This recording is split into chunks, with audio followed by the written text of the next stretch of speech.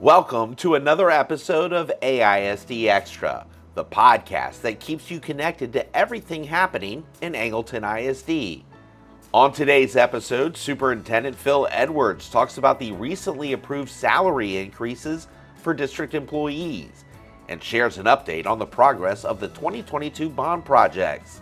He also discusses the possibility of a new bond election this fall. And of course, he takes time to answer your questions. Here's our host, Hannah Chalmers. Welcome to another episode of AISD Extra. We're excited to have Mr. Edwards here, and our focus today is going to be just asking you bunches of different questions about things happening in AISD and getting some updates on stuff. How are you doing, Mr. Edwards? I'm fine, Hannah. How are you doing? I'm good. Excited to have you here and get some of this information out there to our public who have great questions and just want to know things going on in AISD. So, I'm gonna start with a topic that I think resonates a little bit more with our staff. A lot of them are our audience, and we want to make sure that they get the information about this because I think it's really important to talk about all the updates and stuff happening with salaries for all of our staff. That's a new, exciting kind of thing, I think, happening. Yeah, I think we're very proud and very excited about what we're going to get to do for our staff in terms of salary-wise. The legislature, as you know, just got done meeting, and they gave funding to school districts, specifically a lot for teacher salaries. I think one of the things I'm excited about is we're not only going to be able to address teacher salaries, we're going to be able to address salaries for all of our staff throughout the school district. Okay. And so I'll just kind of go through what a couple of those things are. First of all, the board last month did approve a $1,000 retention bonus to be paid in September. So if you were an employee with us last year and you're an employee with us this year, you'll get $1,000. They also approved the $300 Christmas bonus. So usually we pay that out the week before Thanksgiving. I think more importantly, though, is teaching staff increases and salary increases. So if you're a 1 to 2 year teacher, we're giving a 3% increase plus $500. Mm-hmm. If you're a teacher on the salary scale of 3 to 4 years of experience, you'll get a $3,000 pay raise, and 5+ years will get a $5,500 pay raise. I think it's important to point out the total cost for our teacher salaries that we are putting in for next year is a little over $2.1 million in just in additional teacher salaries. I think the other thing that I really want to communicate is the state put levels in that you had to give salary increases to teachers, and in all of our cases, we've exceeded what the state is at. Going further than what we're supposed to. Going further than what we have to do by law. So I commend our Board of Trustees for having that commitment to our teaching staff.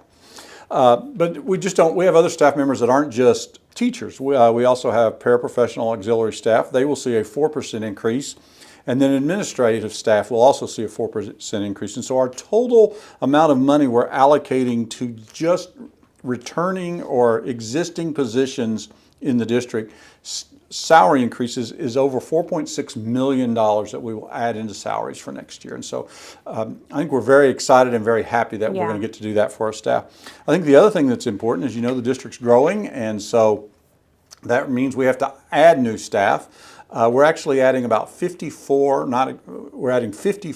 new campus positions. So those are new positions that will go out to campuses to help meet the growth needs there.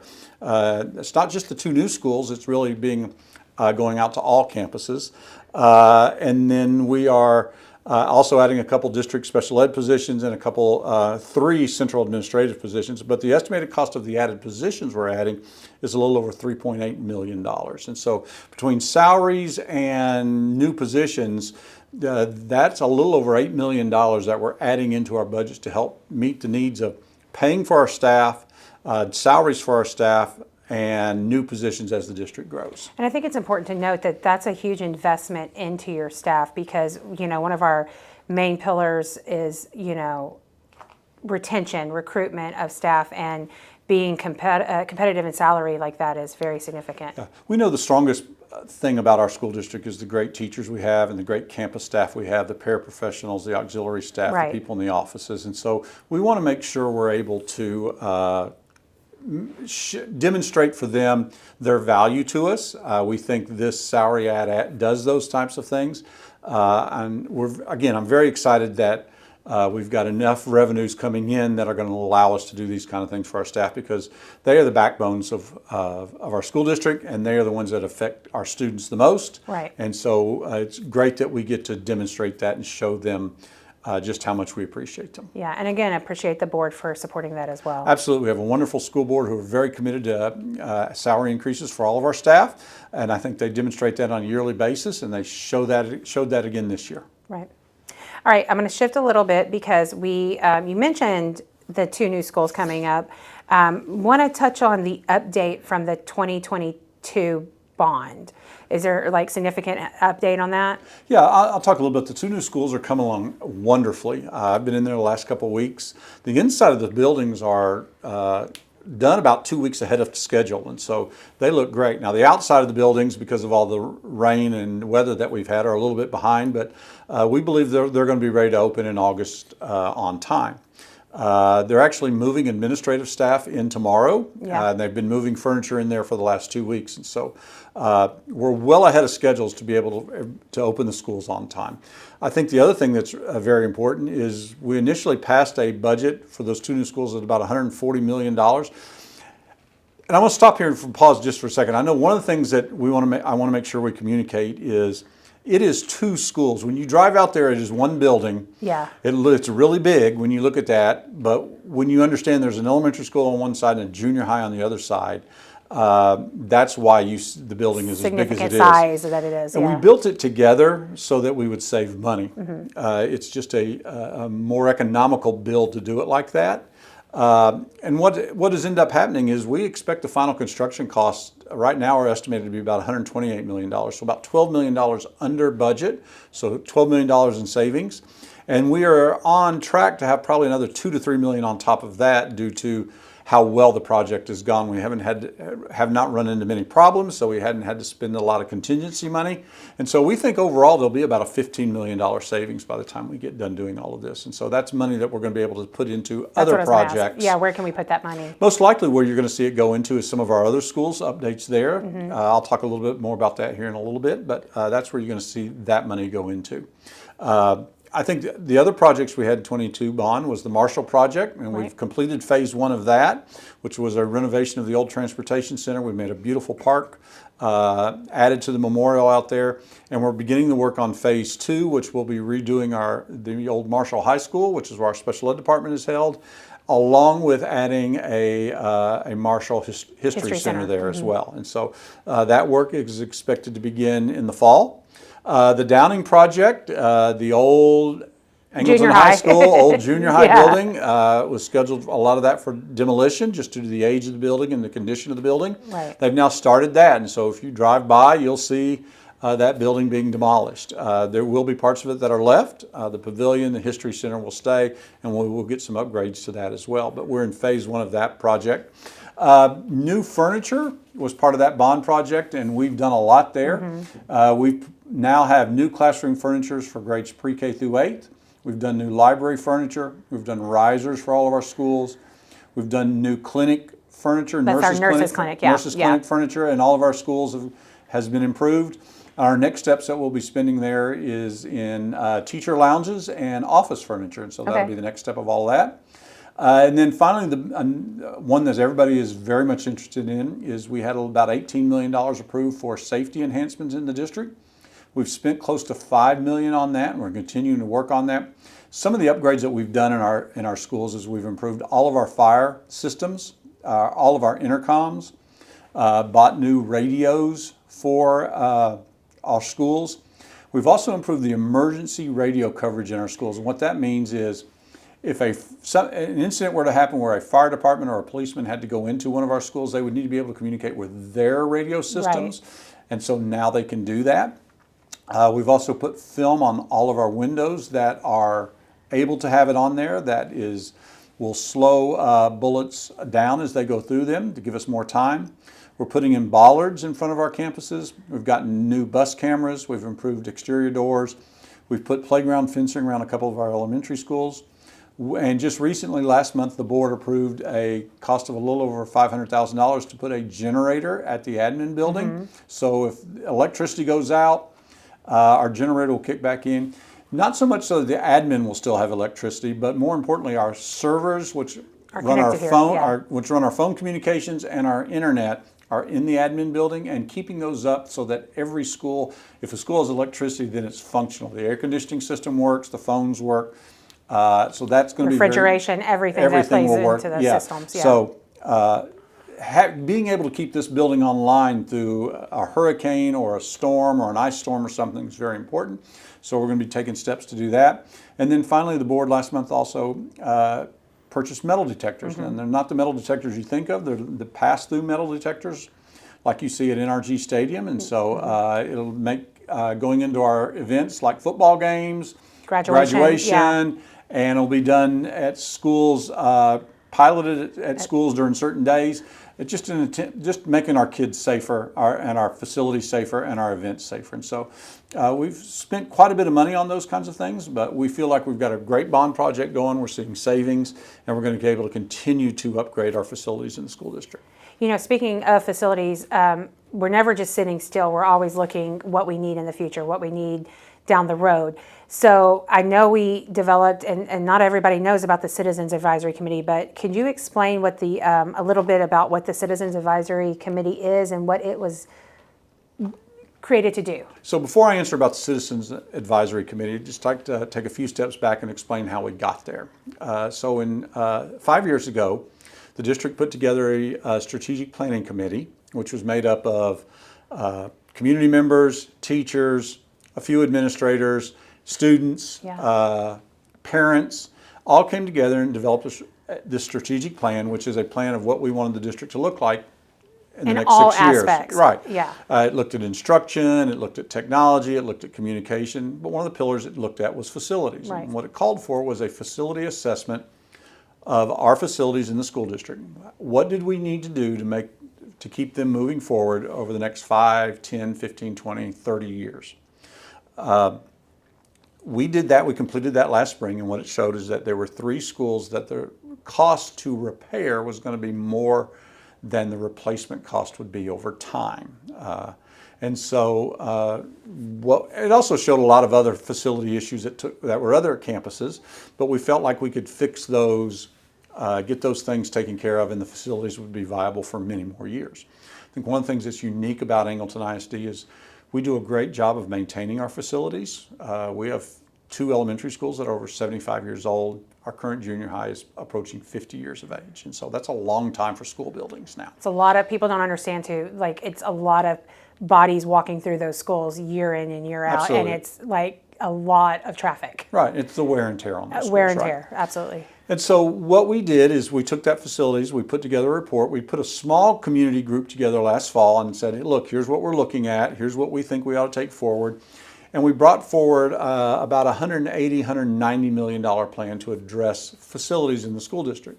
What were those 3 schools again that you? So the 3 schools that were Northside Elementary, Southside Elementary, which are both over 70 years old, and Angleton Junior High, which is approaching 50 years of age. Yeah. What it was showing is that the cost to fix those schools, like I said, was just going to be very, very large, and a replacement would be a better strategy.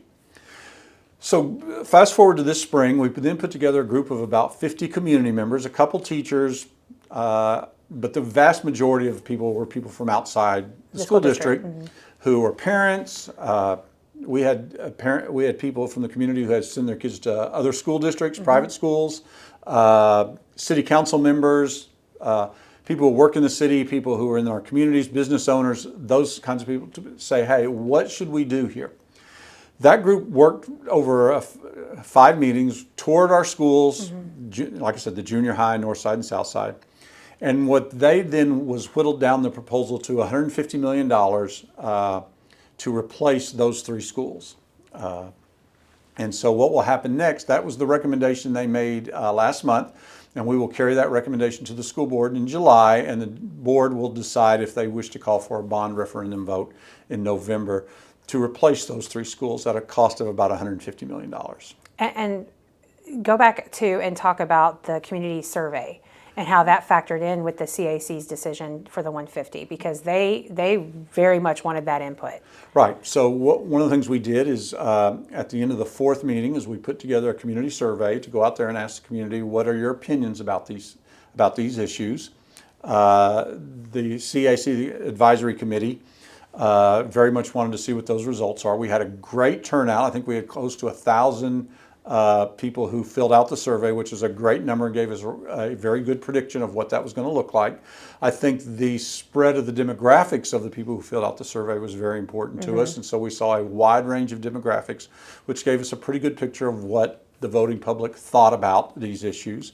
They were very, I think there were very positive reactions to the replacement of the three schools, but spending money on other things for bonds was probably not at the focus of what the survey showed, and it was ended up not being what the focus of the Community Advisory Committee as well. And so they went pretty much with what the survey said, and that's what the recommendation will be to our school board. And you kind of already walked through that. So there is a possibility of a bond for the fall. What exactly would be called? You kind of already talked about it, but specifically, what are the three things? Specifically, it'll look at the rebuilding of those three schools. Angleton Junior High, that will be built at a smaller size. Right now, as you know, Angleton Junior High used to be Angleton High School. It can hold about 2,500 seats.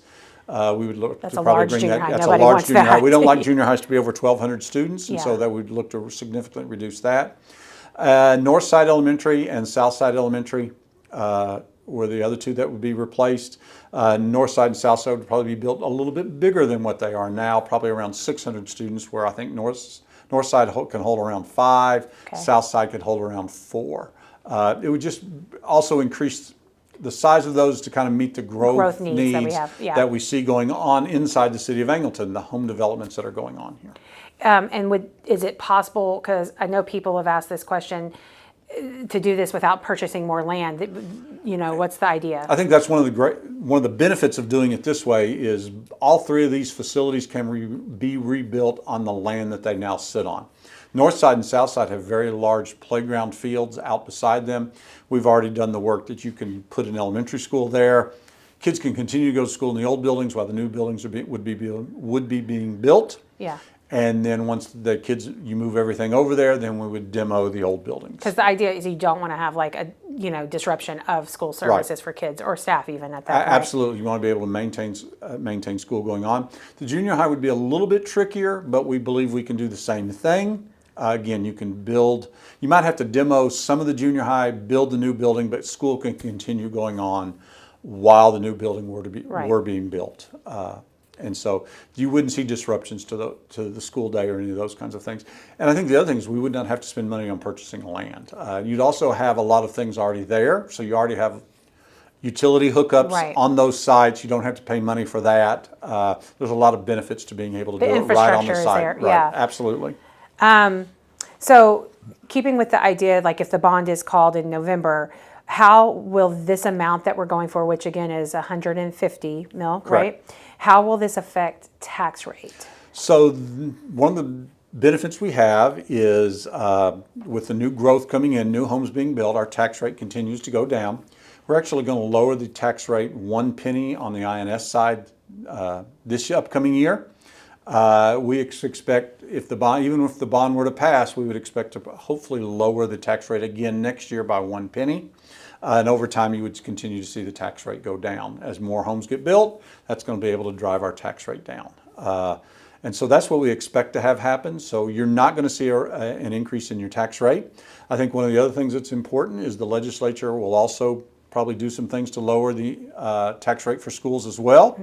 And there will be a referendum in November to raise the homestead exemption from $100,000 to $140,000, which would again bring your tax rate down. So overall, over time, homeowners would see a savings in their property taxes on the school side, as long as their home values don't just And we don't control the home values. We don't control the home values. Those are controlled by the state comptroller's office and the district tax assessor collectors. One of the things I can tell you is you are starting to see home values slow down. They're not, you were seeing dramatic increases of about 15, 20, 25%. Now you're starting to see that number come way back down to somewhere around 5 or 8%, which is a more normal number. So you would expect over time the tax rate to decrease. Sure. Now, I think it's important to state this as well. On the ballot, if the board chooses to send out the bond referendum in November, it will say this is a tax increase. Even though we're saying the tax rate's going down, that is true, it's going down.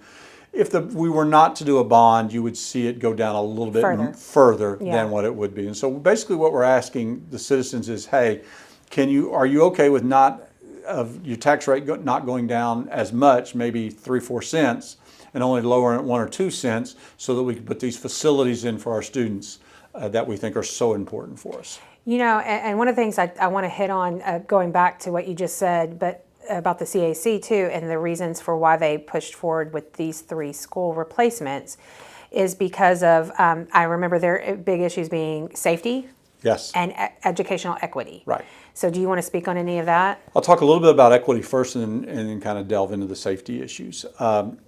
I think one of the things is you see our more newer schools, Frontier, Rancho, and especially Heartland and Heritage.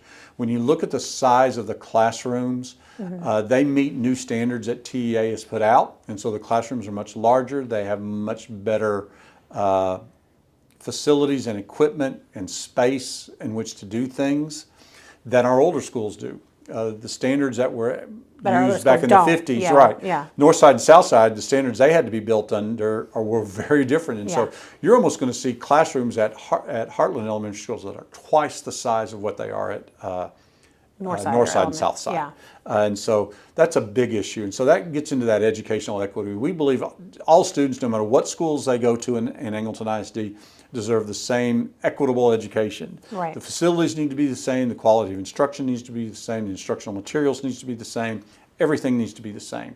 It shouldn't matter where you live as to quality of education you get. And education has significantly changed from 70 years ago. Like you said, absolutely. It's not the person lecturing in front of the students anymore. It is collaborative. You may have 2, 3 teachers in the same room trying to do small group. Yeah, small group is a great instructional practice that has been shown to really increase student achievement, and the bigger the room, the easier it is to do small groups. Yeah. And so much more collaborative. Yeah, right now, like if you go out to Southside and you see them doing small groups, you'll see one group in the classroom, another group in the corner, and another group out in the hallway, because they don't have the space to do those kinds of things. I think it's also important to talk about the safety elements of those 2 schools. Northside and Southside are so old that they're not able to have some of the same safety features that we can now offer to our newer schools. You heard me talk about the film, the bullet-resistant film that we put on our schools. Northside and Southside have windows that are so old we can't put the same amount of film on there, and so they don't have the same level of protection. Right. There are gates that can drop down that those schools don't have the ability to put in to shut things off, kids off if something were to happen in the school. And so just the age of those buildings just don't allow us to do the same thing safety feature-wise that we allow at other our schools. And so we think that's important as well. I think parents especially feel that's very important. Oh, absolutely.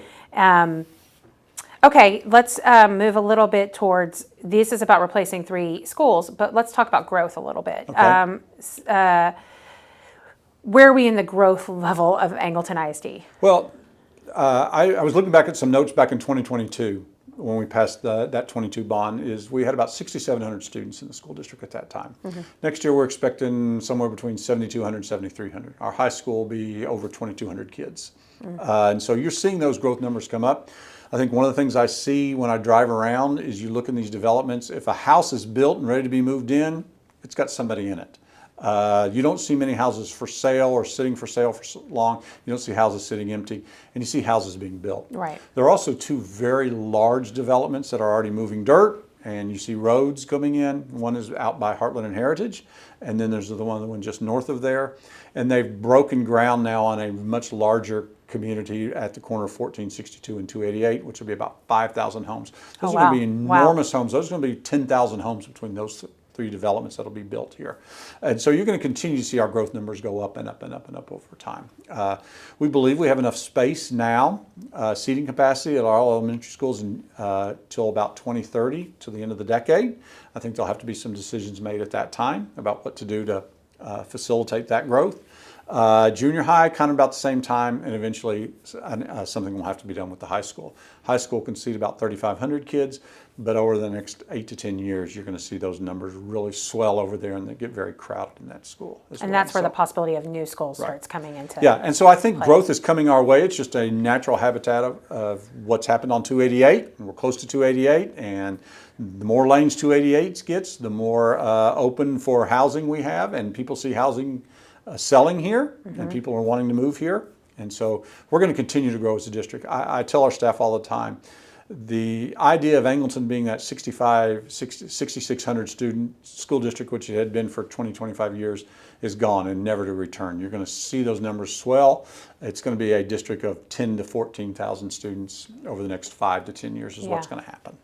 Yeah, and I know that's a hard pill for some people to swallow. Right, absolutely. But we have to be prepared for that growth. We can't just like, oh, where are we going to put all these kids who show up? Yeah, I think one of the things we want to make sure we don't do, I think this is the beauty of being able to build Heartland and Heritage and have a tax rate system where we can continue to lower tax rate for our community, is that we can get out ahead of this growth and not be putting kids in, having classes in cafeterias and in janitorial closets and under stairs, which I've seen other school districts have to do. We're able to build these things and grow into them. And so that's why that planning so far in advance is so important, so we can pay attention to how we hit our community. Right. Because let's be honest, if a kid has to go to a classroom in a cafeteria or on a staircase, they're not going to get a lot of academic success out of that. We want to have our kids to be academic successful. We want our kids to have opportunities, and having good facilities in which they can get those opportunities is very, very important. Well, the last thing I kind of want to touch on is what other things are going on at AISD? What do we have on the horizon here? Well, we're getting school started. We're going to start a little bit later than we have been in the past because we want to make sure we had enough time to get into the new schools. And so school starts August 19th. On a Tuesday, and so we're excited about that. Opening those two new schools, we're going to have a grand opening. I'll let you. No, the grand opening is Saturday, August 16th from 2 to 4, ribbon cutting at 2:30. We invite everybody to it. You're excited about that? Absolutely. I think our staff is excited. I think our kids are excited. I think people are going to be amazed when they go in those buildings. I think one of the things that's striking about the building is they've done a great job over there. It looks really nice, but it's not ostentatious. You don't see grand things over there, and so it's practical. It's a great educational facility for our students, and so that will be happening. I know one of the things we've also been working on is busing. Yes.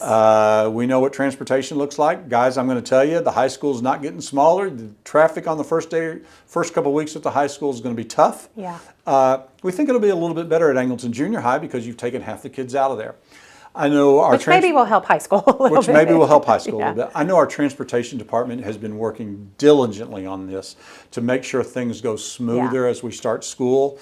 We don't want to have elementary kids getting home at 6:30, 7 o'clock like we did last year. I know that transportation will be doing practice runs, month of August before school ever starts to make sure our timing is good. We're going to try and make sure we get to elementary schools earlier next year so that we can get the kids on the bus and home. Elementary kids, once they were on the bus only about 45 minutes. The problem is some of our buses were taking so long to get to elementary school kids. And so we've done some we've done some things to kind of help with that for next year as well. And so we expect our transportation to run more smoothly. That being said, the first couple weeks of school are always difficult, a little bumpy. A little bumpy. Make sure everybody gets in the right place in the right bus and everybody goes to the right places. So we just ask for people's patience with that as we go through that. But we're going to work really hard to make it smoother than it was last year. I think one of the things that we did, as you know, as we started changed our start times last year to kind of prepare for this year, because we were going to have new start times this year, and so having a year to kind of get into that, I think will be beneficial for us and for our community as well. I think, and so one of the things that will I think is very important as well is a lot of times we have new attendance zones, and so a kid may have went to one school last year and be going to a different school this year, or this upcoming year.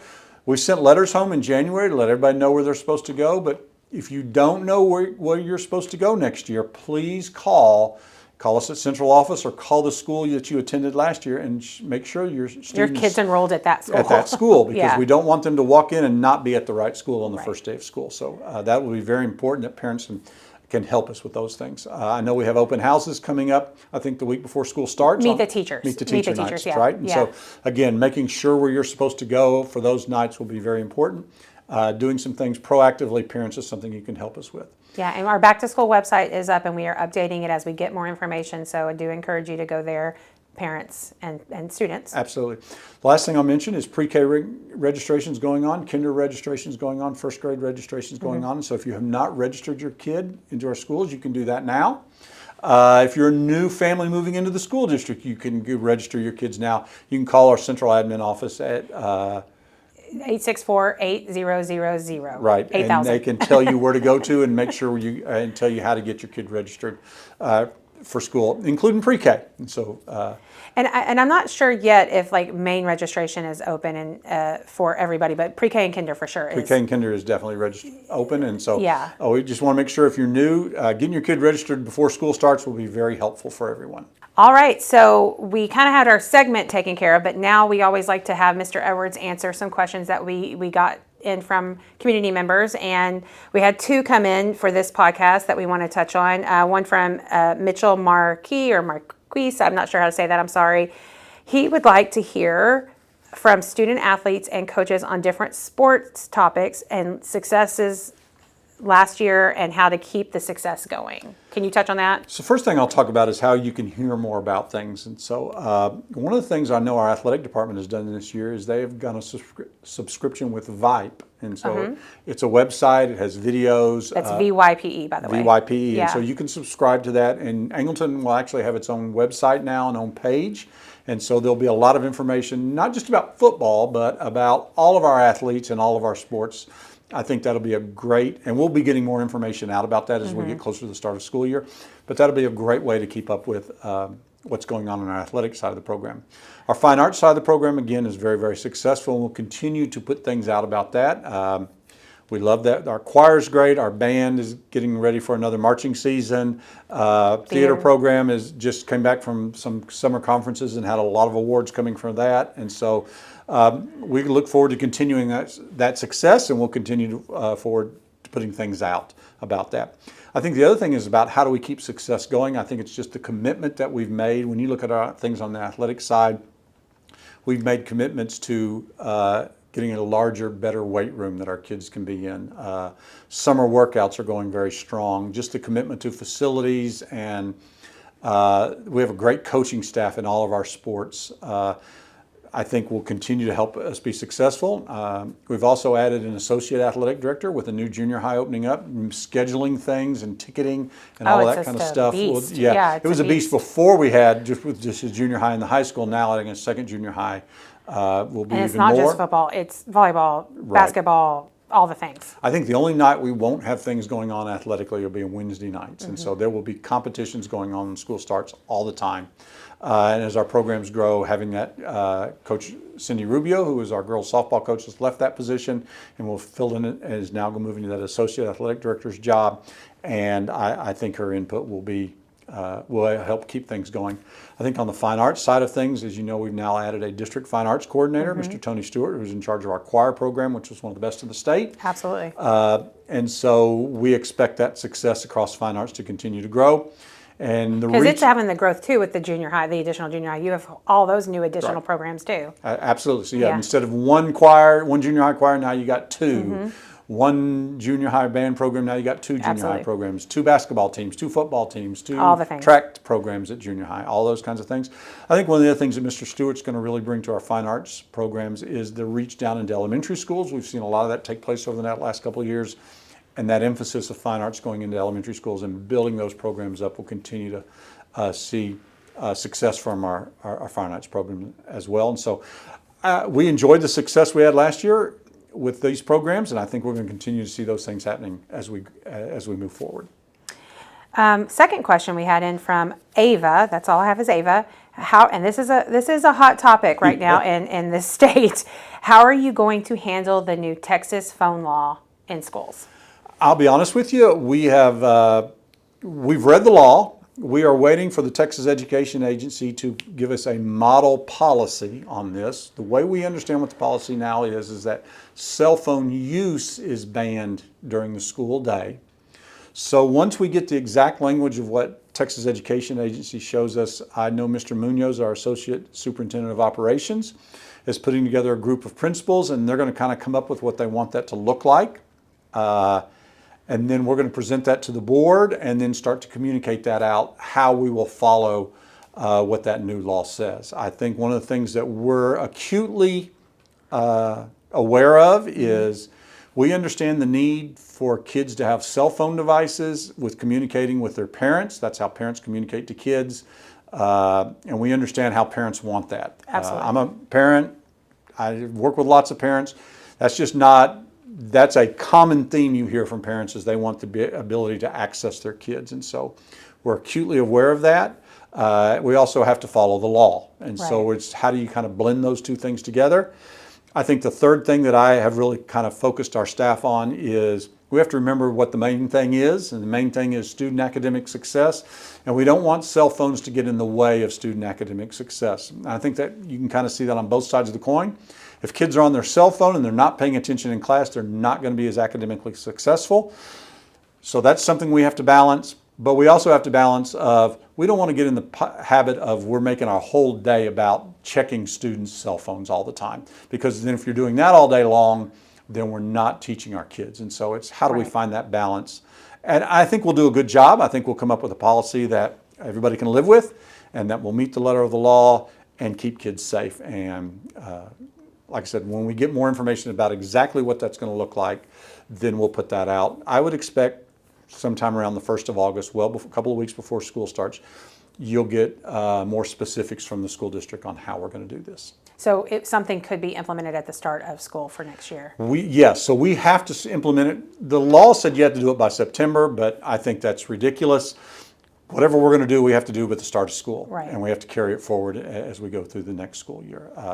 Okay. I understand what the legislature was trying to do. I wish they would have given us a year's grace period to kind of figure this out. But we're going to follow the law. But whatever we're going to put in, we're going to have from day one of school so that everybody understands the expectations of what's going to happen in our schools with cell phones. Well, Mr. Edwards, is there anything else you want to add? That was all the questions we had from community for this podcast. Is there anything else you want to add? No, I'll just say this. We're really excited about the new upcoming school years. We've got some new people in some leadership positions. We've moved some people up into new leadership positions. We're excited about what's going to happen in Angleton ISD. We're growing. There's a reason we're growing. People want to move here. They want to be part of our school district. All those successes that we All those successes we Yeah. have, both athletically, fine arts, extracurriculars, academically. We're Absolutely. seeing great successes.